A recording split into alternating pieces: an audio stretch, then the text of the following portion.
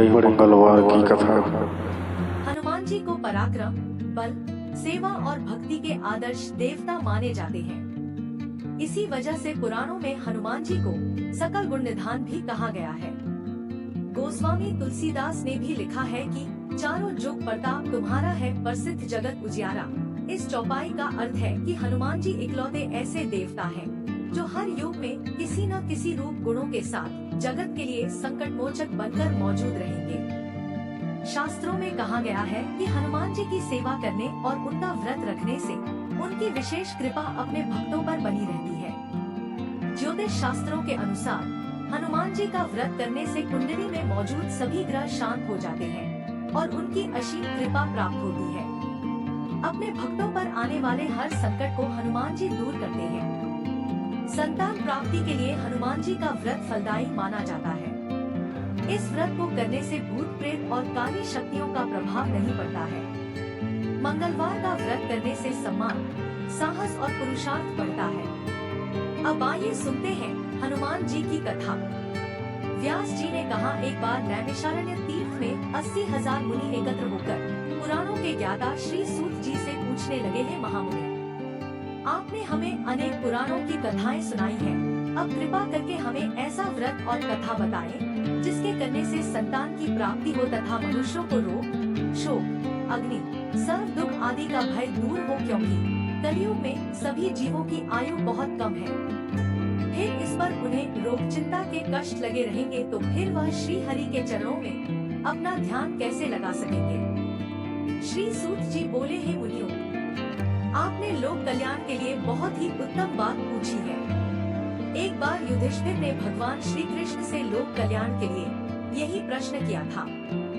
भगवान श्री कृष्ण और युधिष्ठिर का संवाद तुम्हारे सामने कहता हूँ, ध्यान देकर सुनो।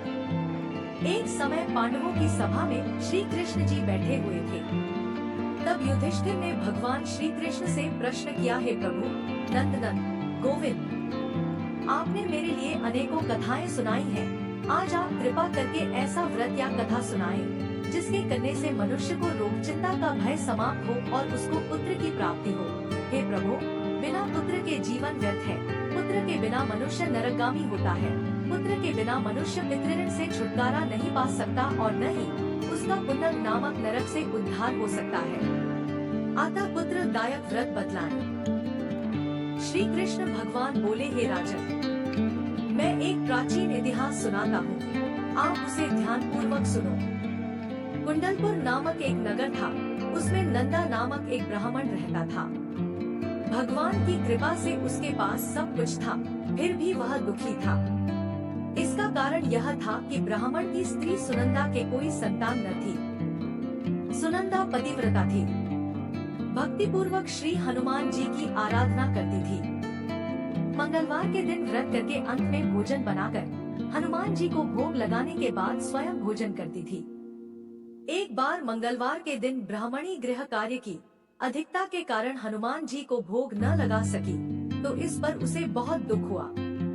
उसने कुछ भी नहीं खाया और अपने मन में प्रण किया कि अब तो अगले मंगलवार को ही हनुमान जी का भोग लगाकर अन्नजल ग्रहण करूंगी। ब्राह्मणी सुनंदा प्रतिदिन भोजन बनाती, श्रद्धा पूर्वक पति को खिलाती, परंतु स्वयं भोजन नहीं करती और मन ही मन श्री हनुमान जी की आराधना करती थी। इसी प्रकार 6 दिन गुजर गए और ब्राह्मणी सुनंदा अपने निश्चय के अनुसार भूखी प्यासी निराहार रही। अगले मंगलवार को ब्राह्मणी सुनंदा प्रातः काल ही बेहोश होकर गिर पड़ी। ब्राह्मणी सुनंदा की इस असीम भक्ति के प्रभाव से श्री हनुमान जी बहुत प्रसन्न हुए और प्रकट होकर बोले, सुनंदा, मैं तेरी भक्ति से बहुत प्रसन्न हूँ, तू उठ और वर मांग। सुनंदा अपने आराध्य देव श्री हनुमान जी को देखकर आनंद की अधिकता से विह्वल हो श्री हनुमान जी के चरणों में गिरकर बोली, हे प्रभु, मेरी कोई संतान नहीं है, कृपा करके मुझे संतान प्राप्ति का आशीर्वाद दे, आपकी अति कृपा होगी।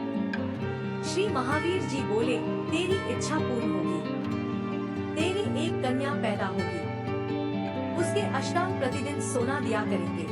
इस प्रकार कहकर श्री महावीर जी अंतर्ध्यान हो गए। ब्राह्मणी सुनंदा बहुत हर्षित हुई और सभी समाचार अपने पति से कहा। ब्राह्मण देव कन्या का वरदान सुनकर कुछ दुखी हुए, परंतु सोना की बात सुनी तो बहुत प्रसन्न हुए। विचार किया कि ऐसी कन्या के साथ मेरी निर्धनता भी समाप्त हो जाएगी। श्री हनुमान जी की कृपा से वह ब्राह्मणी गर्भवती हुई और 10वें महीने में उसे बहुत ही सुंदर पुत्री प्राप्त हुई। यह बच्ची अपने पिता के घर में ठीक उसी तरह से बढ़ने लगी जिस प्रकार शुक्ल पक्ष का चंद्रमा बढ़ता है।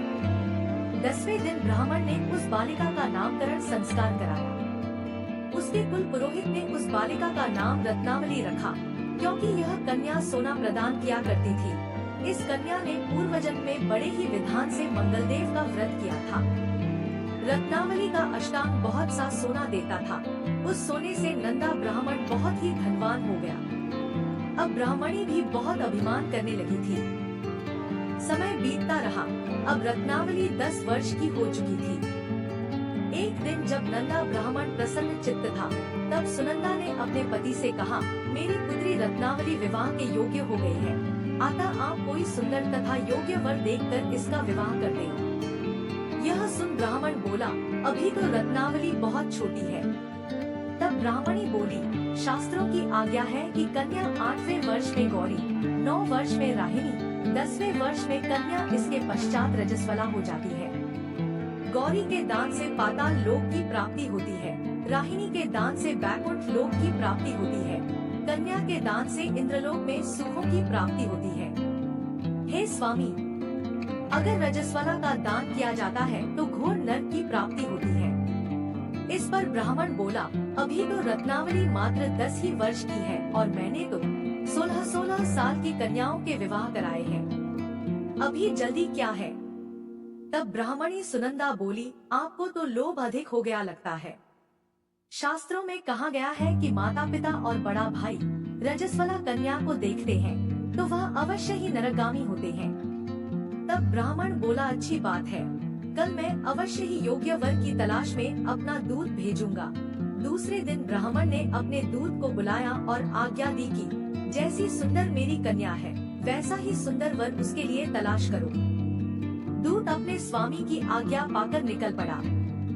पंपई नगर में उसने एक सुंदर लड़के को देखा। यह बालक एक ब्राह्मण परिवार का बहुत गुणवान पुत्र था। इसका नाम सोमेश्वर था। दूत ने इस सुंदर व गुणवान ब्राह्मण पुत्र के बारे में अपने स्वामी को पूर्ण विवरण दिया। ब्राह्मण नंदा को भी सोमेश्वर अच्छा लगा और फिर शुभ मुहूर्त में विधिपूर्वक कन्या दान करके ब्राह्मण अब्राह्मणी संतुष्ट हुए। परंतु ब्राह्मण के मन तो लोभ समाया हुआ था। उसने कन्यादान तो कर दिया था, पर वह बहुत खिन्न भी था। उसने विचार किया कि रत्नावली तो अब चली जाएगी और मुझे इससे जो सोना मिलता था वह अब मिलेगा नहीं। मेरे पास जो धन था कुछ तो इसके विवाह में खर्च हो गया और जो शेष बचा है वह भी कुछ दिनों पश्चात समाप्त हो जाएगा। मैंने तो इसका विवाह करके बहुत बड़ी भूल कर दी है। अब कोई ऐसा उपाय हो कि रत्नावली मेरे घर में ही बनी रहे, अपनी ससुराल ना जावे। लोभ रूपी राक्षस ब्राह्मण के मस्तिष्क पर छाता जा रहा था। रात भर अपनी शया पर बेचैनी से करवटें बदलते बदलते उसने एक बहुत ही क्रूर निर्णय लिया। उसने विचार किया कि जब रत्नावली को लेकर उसका पति सोमेश्वर अपने घर के लिए जाएगा तो वह मार्ग में छिपकर सोमेश्वर का वध कर देगा और अपनी लड़की को अपने घर ले आवेगा, जिससे नियमित रूप से उसे सोना भी मिलता रहेगा और समाज का कोई मनुष्य उसे दोष भी नहीं दे सकेगा। प्रातःकाल हुआ तो नंदा और सुनंदा ने अपने जमाई तथा लड़की को बहुत सारा धन देकर विदा किया। सोमेश्वर अपनी पत्नी रत्नावली को लेकर ससुराल से अपने घर की तरफ चल दिया। ब्राह्मण नंदा महालोक के वशीभूत हो अपनी मति खो चुका था। पाप पुण्य को उसे विचार न रहा था। अपने भयानक व क्रूर निर्णय को कार्य रूप देने के लिए उसने अपने दूत को मार्ग में अपने जमाई का वध करने के लिए भेज दिया था, ताकि रत्नावली से प्राप्त होने वाला सोना उसे हमेशा मिलता रहे और वो कभी निर्धन न हो। ब्राह्मण के दूत ने अपने स्वामी की आज्ञा का पालन करते हुए उसके जमाई सोमेश्वर का मार्ग में ही वध कर दिया। समाचार प्राप्त कर ब्राह्मण नंदा मार्ग में पहुंचा और रुदन करती अपनी पुत्री रत्नावली से बोला, है पुत्री, मार्ग में लुटेरों ने तेरे पति का वध कर दिया है। भगवान की इच्छा के आगे किसी का कोई वश नहीं चलता है। अब तू घर चल, वहाँ पर ही रहकर शेष जीवन व्यतीत करना। जो भाग्य में लिखा है वही होगा। अपने पति की अकाल मृत्यु से रत्नावली बहुत दुखी हुई। करुण क्रंदन व रुदन करते हुए अपने पिता से बोली, हे पिताजी, इस संसार में जिस स्त्री का पति नहीं है उसका जीना व्यर्थ है। मैं अपने पति के साथ ही अपने शरीर को जला दूंगी और सती होकर अपने इस जन्म को, माता पिता के नाम को तथा सास ससुर के यश को सार्थक करूंगी। ब्राह्मण नंदा अपनी पुत्री रत्नावली के वचनों को सुनकर बहुत दुखी हुआ। वह मन ही मन विचार करने लगा, मैंने व्यर्थ ही जमाई वध का पाप अपने सिर लिया। रत्नावली तो उसके पीछे अपने प्राण तक देने को तैयार है। मेरा तो दोनों तरफ से मरण हो गया। धन तो अब मिलेगा नहीं, जमाई वध के पाप के फलस्वरूप यम यातना भी भुगतनी पड़ेगी। यह सोचकर वह बहुत खिन्न हुआ। सोमेश्वर की चिता बनाई गई। रत्नावली सती होने की इच्छा से अपने पति का सिर अपनी गोद में रखकर चिता में बैठ गई। जैसे ही सोमेश्वर की चिता को अग्नि लगाई गई, वैसे ही प्रसन्न हो मंगलदेव वहाँ प्रकट हुए और बोले, हे रत्नावली, मैं तेरी पति भक्ति से बहुत प्रसन्न हूँ, तू वर मांग। रत्नावली ने अपने पति का जीवन दान मांगा। तब मंगलदेव बोले, रत्नावली, तेरा पति अजर अमर है, यह महाविद्वान भी होगा, और इसके अतिरिक्त तेरी जो इच्छा हो वर मांग।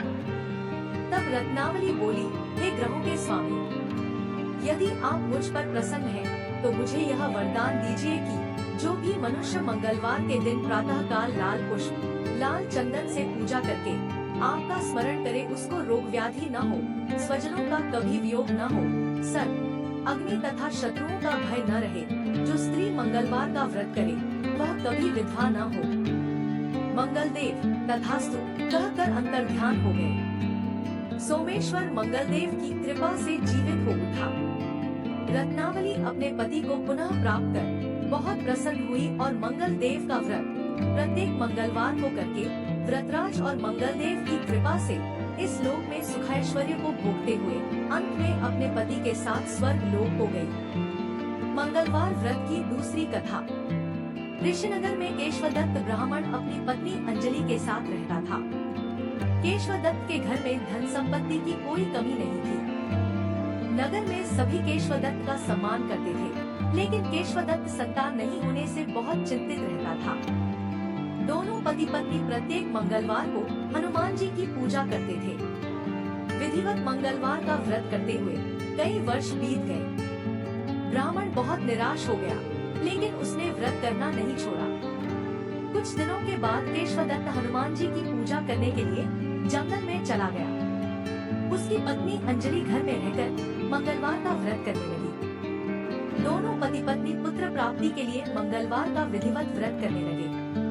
अंजलि ने अगले मंगलवार को व्रत किया, लेकिन किसी कारणवश उस दिन अंजलि हनुमान जी को भोग नहीं लगा सकी और उस दिन वह सूर्यास्त के बाद भूखी ही सो गई। अगले मंगलवार को हनुमान जी को भोग लगाए बिना उसने भोजन नहीं करने का प्रण कर लिया। 6 दिन तक अंजलि भूखी प्यासी रही।